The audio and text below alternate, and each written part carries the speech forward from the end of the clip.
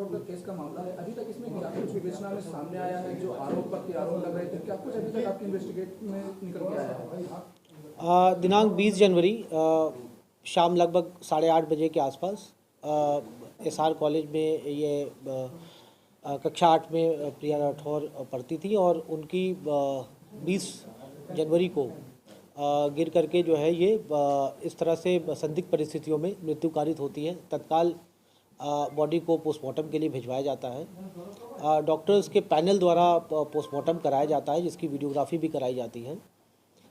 इसके बाद परिजनों से 23 तारीख को तहरीर प्राप्त होती है। इसके बाद अभियोग पंजीकृत कराया जाता है और इसके बाद विवेचना आरंभ होती है। इस विवेचना के क्रम में जो भी सुसंगत साक्ष्य थे उनको कलेक्ट किया जाता है। जो जिनके ऊपर आरोप लगा था उनके कॉल डेटा रिकॉर्ड्स लिए जाते हैं। उस समय जो बच्चे वहाँ पर मौजूद थे उनसे पूछताछ की जाती है, उनके बयान लिए जाते हैं, उनके मोबाइल के जो है डेटा जो है वो कोरिलेट किया जाता है। इसके बाद फिर 2 फरवरी को सीन रिक्रिएशन करवाया जाता है स्टेट मेडिको लीगल एक्सपर्ट्स द्वारा। और किन परिस्थितियों में, यह जानने के लिए कि किन परिस्थितियों में मृत्यु कारित हो सकती है और जिस तरह की चोटें पोस्टमार्टम में है वो किस तरह से वो चोटें किस तरह से कारित हो सकती हैं। उसकी फाइंडिंग्स आई और फाइंडिंग्स में इस चीज़ का जिक्र है कि ये एक फॉल द्वारा चोट है, यानी कि किसी ऊंचाई से गिरने पर इस तरह की चोटें कारित हो सकती हैं। मैं बताना चाहूँगा कि तीन जगह पर ये फ्रैक्चर है और एक नेक के पास है और छाती के पास है, थोरासिक रीजन में है, और एक पैर के पास लेग के पास फ्रैक्चर है। और उसका डिटेल्ड इन्वेस्टिगेशन जो है वो जो मेडिको लीगल एक्सपर्ट्स थे उन्होंने किया और वो इस निष्कर्ष पे पहुँचे कि ये जो है ये इस तरह की चोटें जो है वो किसी हार्ड सरफेस पर गिरने से आ सकती हैं। अल्टीमेटली उन्होंने फिर कहा कि इसका जो है वो जहर दिया गया या नहीं दिया गया, इसको जानने के लिए जो उसका विसरा है वो FSL भेजा गया है, जिसकी रिपोर्ट अभी आना बाकी है। इसके अलावा हमारे पास जो मोबाइल था जिससे प्रिया की चैट हुई थी, वो मोबाइल उनके फादर का था और वो फादर का मोबाइल हम लोगों ने कब्जे में लेकर के उसको भी हम लोगों ने फॉरेंसिक साइंस लैबोरेटरी को भेजा है और उसकी रिपोर्ट अभी आना बाकी है। अभी तक की जो हमारी जो इन्वेस्टिगेशंस हैं, जो हम लोगों ने जो टेक्निकल एविडेंसेस और अदर साइंटिफिक एविडेंसेस और मेडिकल एविडेंसेस जो हम लोगों ने अभी तक कलेक्ट किए हैं और जो लोगों के स्वतंत्र साक्षियों के और जो चश्मदीद साक्षी थे उनके जो बयान हम लोगों ने अभी तक दर्ज किए हैं, इन सभी चीज़ों के अवलोकनोपरांत अभी तक की विवेचना में कोई ऐसी चीज़ नहीं आई है जिससे कि कोई अपराध की पुष्टि हो, किसी द्वारा कोई मैलाफाइड इंटेंशन से ये अपराध कारित होना पाया जाए। जो अभी तक की इन्वेस्टिगेशन है, आगे की इन्वेस्टिगेशन हमारी इन्हीं जो साइंटिफिक एविडेंसेस है उसी के आधार पर हम विवेचना प्रचलित रखे हैं। अभी जो रिपोर्ट्स आना बाकी है उसको रिपोर्ट का भी अवलोकन करेंगे और उसके बाद फिर किसी निष्कर्ष पर पहुंचा जाएगा। पिता के भी इसमें कई आरोप थे कि विवेचना में जो है जिस तरह की विवेचना हो रही है, जो पवन सिंह उनके द्वारा जो दबाव बनाया जा रहा है, और कई ऐसे आरोप लगे थे कि जो इन्वेस्टिगेटर वाले पार्ट है, जैसे कि कमरे में उसका जो है सामान रखा हुआ वो भी रखा हुआ था, लेकिन जो सीन 2 बार दोहराया गया क्राइम सीन, उसमें भी बताया गया बेड कमी रखी गई। देखिए, शुरुआती दौर से ही जो वादी पक्ष थे इनसे सारी चीज़ें शेयर किया गया है। इनफैक्ट मैं बताऊं, जब ये सीन रिक्रिएशन हुआ उस समय भी वो जो मृतका के पिता हैं वहाँ पर मौजूद थे और उनके सामने ही सारी चीज़ें सारे प्रोसीजर उनके सामने किए गए। जो भी एविडेंसेस कलेक्ट किए गए हैं उनकी जानकारी में थे। जब ये रिपोर्ट आई, सबसे पहले ये रिपोर्ट उनके साथ साझा किया गया है। कोई भी चीज़ ऐसी नहीं है जो उनके साथ साझा नहीं किया गया है। जो इन्वेस्टिगेशन है वो ओपन और ट्रांसपेरेंट वे में उनके साथ साझा करके ही आगे बढ़ाई जा रही है। और जैसा मैंने कहा है कि जो मेडिको लीगल जो एक्सपर्ट्स हैं उनका एक प्रोसीजर होता है और वो प्रोसीजर के तहत वो सीन रिक्रिएशन करते हैं। उसमें मैं कॉम्पिटेंट अथॉरिटी नहीं हूँ ये बताने के लिए कि उन्होंने जो उनका जो प्रोसीजर था वो सही है गलत है। वो उन्होंने अपना काम किया और उन्होंने अपनी रिपोर्ट जो है वो पुलिस को दी है। पिताजी का आरोप लगाया हुआ है और वार्डन पे कि उन्होंने जो फोन करके उनसे झूठ बोला, हालांकि जब वो मृतक छात्रा वहां पहुंच चुकी थी हॉस्पिटल, वहां उसकी पहले मृत्यु हो गई थी, उसके बाद भी उन्होंने झूठ बोला। ऐसा क्या वजह रही कि वो झूठ बोल रही थी? जी हाँ, डिटेल में जब बातचीत हुई सभी लोगों के बयान अंकित किए गए, तो ये पता चला कि कोई भी इस पूरी जब ये घटना हुई है उस समय किसी ने इस घटना को होते हुए नहीं देखा था। वार्डन थी, वो उस समय मेस में थी और जिस समय ये घटना हुई उस समय 2 छात्राएं थीं जो उसी एसआर कॉलेज की थी, एक फर्स्ट ईयर की एक थर्ड ईयर की। उन्होंने फ़ोन करके वार्डन को बुलाया है।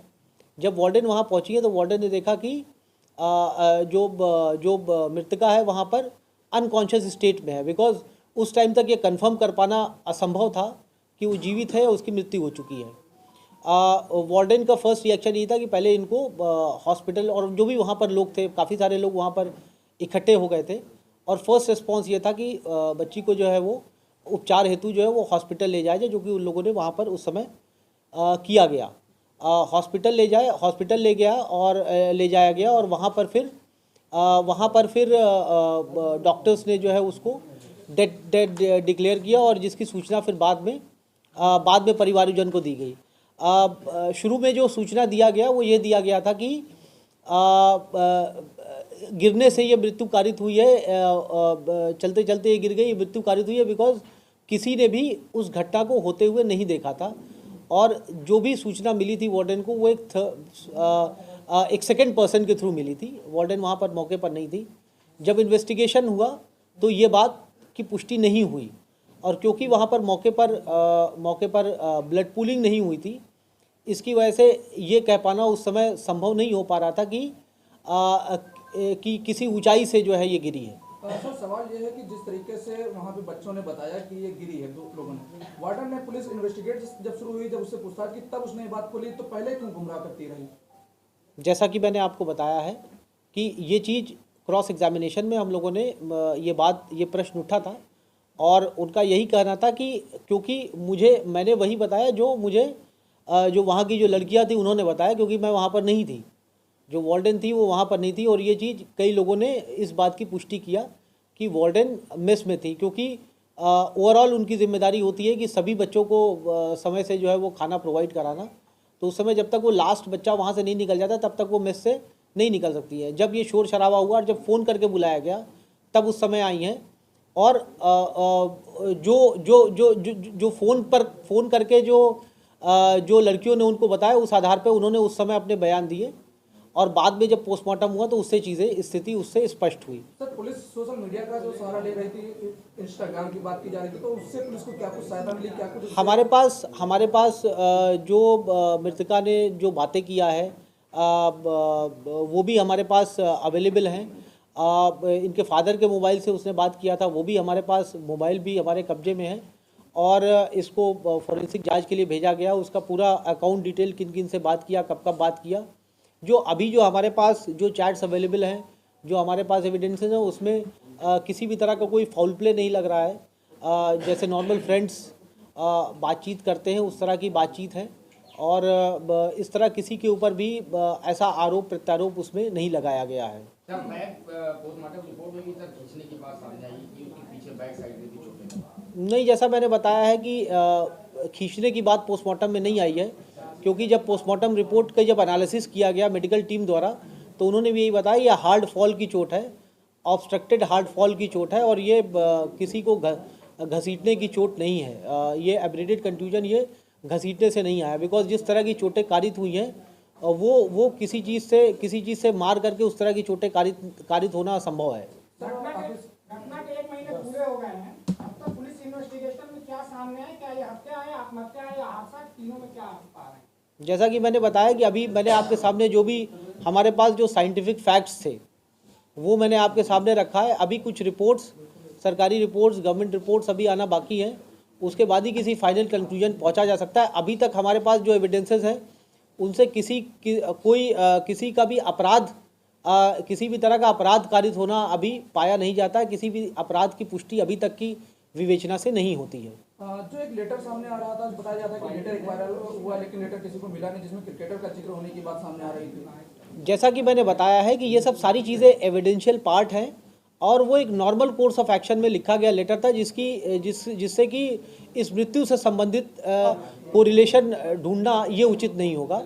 वो ऑब्वियसली वो इन्वेस्टिगेशन का पार्ट है।